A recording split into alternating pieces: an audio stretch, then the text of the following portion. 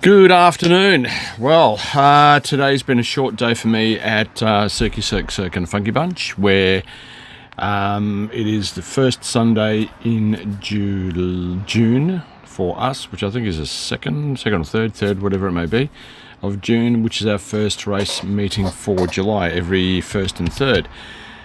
Today, though, I took out the T3M V2, which is the new chassis out of RACEOPT Team Powers. I have raced continuously my chassis, which is basically the conversion up from a T3M with a single motor mount, spine from top to bottom, adjustments in the middle, blah blah blah, all that top stuff with the Shoemaker top, front, top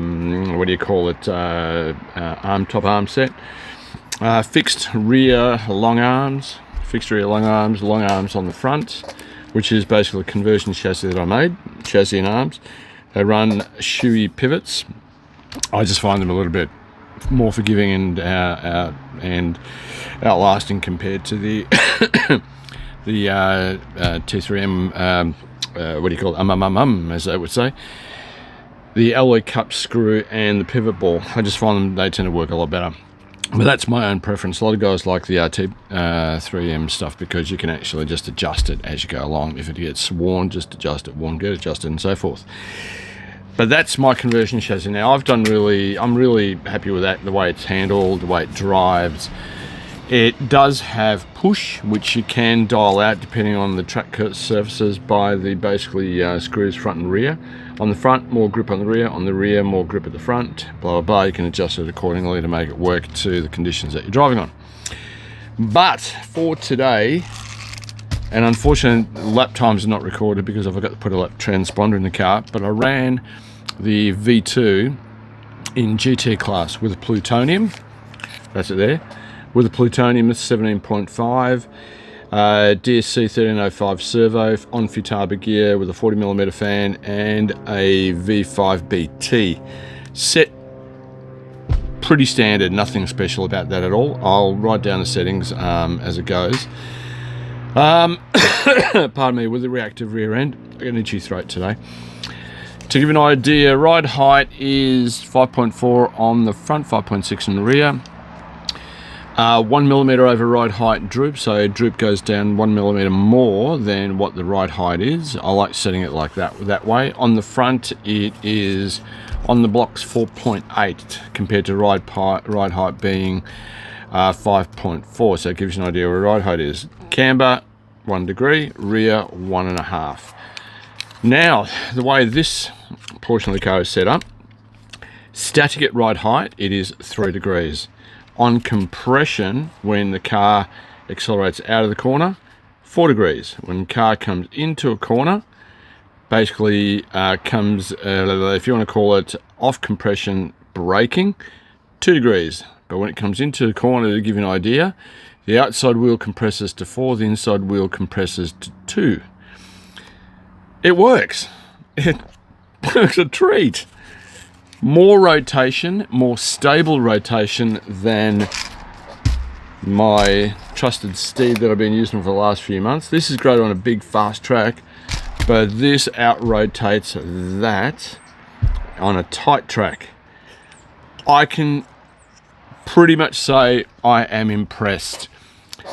As I said, I forgot to put a transponder on it, so I haven't got recorded times, but in 17.5 with guys running the slightly more powerful, much more V1 V2, fixed timing 17.5. This is a plutonium, it's a softer motor, but wound out to a crazy 58 degrees with the settings pretty much standard as per the 13. The gearing was 64 DPI, 96 and 40 and 44, 96, 44, 1000k in the diff, so it's nice and loose as a goose, helps rotation. Shockers changed to the linear shorts, which I put 400 weight oil with the 2-hole piston. I can't remember what the size of the holes in the piston are. Same as the front and rear. They fitted straight on to the option alloy bulkheads. I like these more than I do the towers. Don't ask why, I just do. So I put those onto the car and the linear short shocks. Front fitted on immediately, no issues with droop ride height and that type of stuff. The rears though, because of the geometry of the car, I had to change the cups, which are shorter on the new short linears, to the longer cups which come out of MTS is just not a standard part for the shocks. Those cups suit the standard shocks and they are longer, but I had to put those on to get the droop that I needed, or the reach that I needed to be able to do droop. This is 6mm. Underneath the ball here is only half mil on there, not 1 mil, just to bring it out a little bit more. You can see the holes where it's mounted for the actual top links. You can see that they're actually mounted close to the end, not quite long. On the rear, same again, made them a little bit longer than kit standard on the front here. I just like them long because it makes the car more pliable. Car was brilliant. Rotation, smooth as. Rotation in, rotation out, no nervousness, nothing at all. The track at Circ today was basically set up and prepped with no sugar water. So all we did in the morning was run the rotor sweeper on it just to get big leaves and that type of stuff off it, and then literally blow the whole track down. A lot of dirt going all over the place and leaves and all that type of stuff, because we've got eucalyptus behind us that drop a lot of leaves. And that's it. We didn't groom the track with sugar water, nothing at all. So everyone had the same, basically, same option to do what they needed to do to make their cars work. Now, to give you an idea, the tyres that I used today on both cars were the 36 Solaris, which will be the race tyre for the Vics coming up in a week. Albeit they are using the 34 versions, not 36s. But prep on the tyres was basically next to nothing. No warmers, no sanding. All I did with the tyres was clean with Rhinemaker, ATS, and then reapply the ATS. So ATS are on some pepper rags, which are these ones, the blue ones, which are these blue ones out of Costco. They're called Scott Towers. They're brilliant. Put the ATS on that, clean it with that, and then reapply ATS straight off the bottle, straight on, and just let it sit there to dry. That's it. Just reposition myself. Sit there to dry until the car was ready to put it on the track. Put the car on the track, bang, straight away. The car generates mechanical grip as well as what this one does, but the rotation is a lot more, not aggressive, but more rotation, very stable rotation. So I was able to drive the car with a lot more confidence and equal and better my lap times when I ran the plutonium in this one. So, brilliant job. The guys, absolutely brilliant job. Andy and the RACEOPT team have made, the chair was going down a little bit, have made a chassis that is spot on.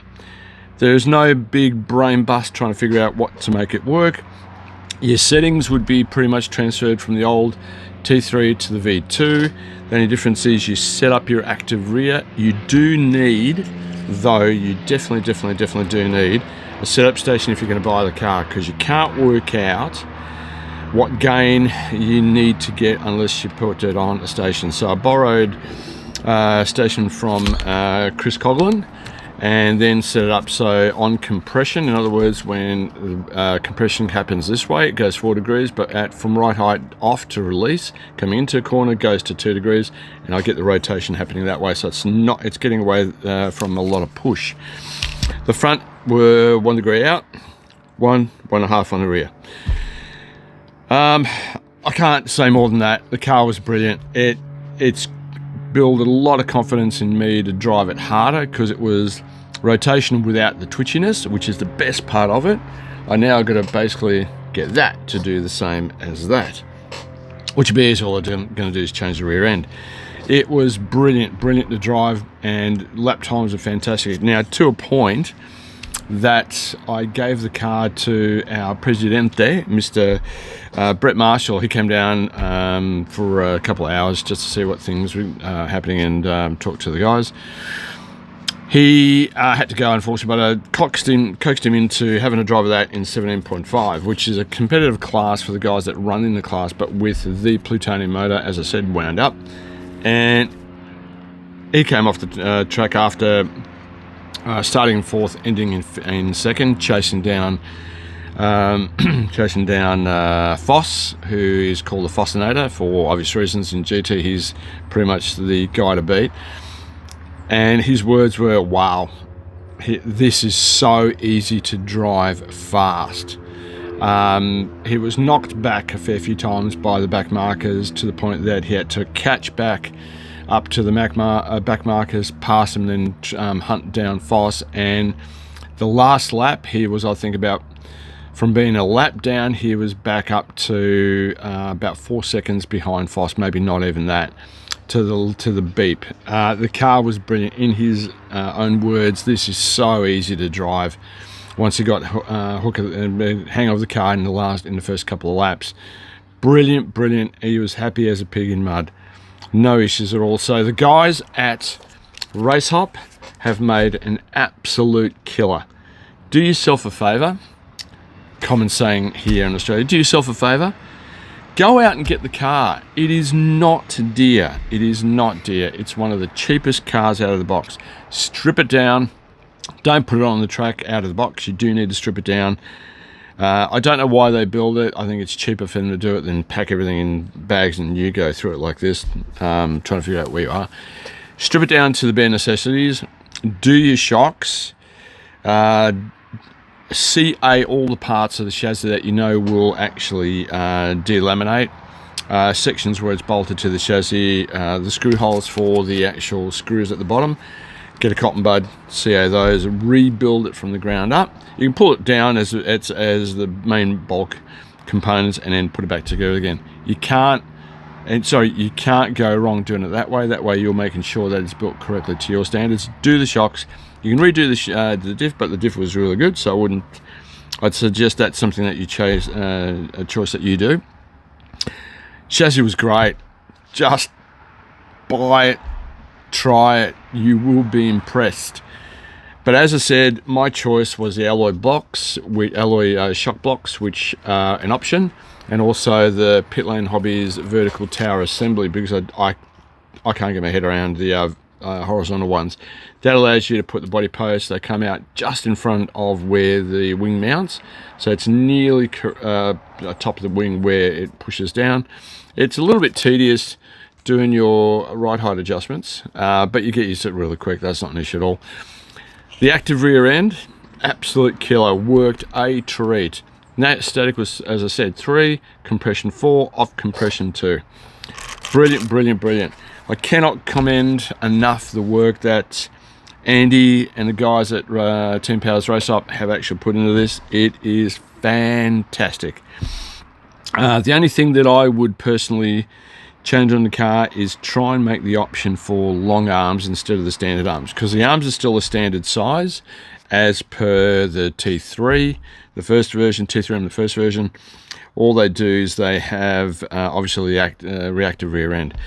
If the long arms come out, we'll give it a shot.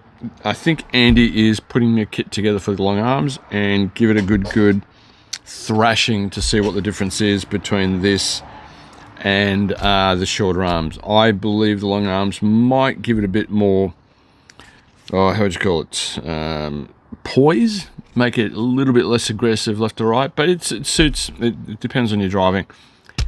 Brilliant chassis. Can't commend it enough. It worked fantastic. You've got to give it a try. If at all you've tried Mugen, X-Ray, Yokomo, whatever, and you're still not happy and you're still buying the high-end chassis and you want to try and play things, it is a lot cheaper. There is a little bit extra work you got to do, because you do have to strip it down to actually put it together to where you need it to be. I'll put the settings up into the RACEOPT forum, and I'll put this on YouTube and put the link, because it's going to be damn too long a video. Gotta try it. You will not regret it. It was brilliant. And Brett Marshall's words were, fucking awesome. Shazzy was awesome. And sorry about the swearing, but that's what we do. Happy, happy, happy. Take care, guys, and I'll catch you on the flip side and more information later. Goodbye.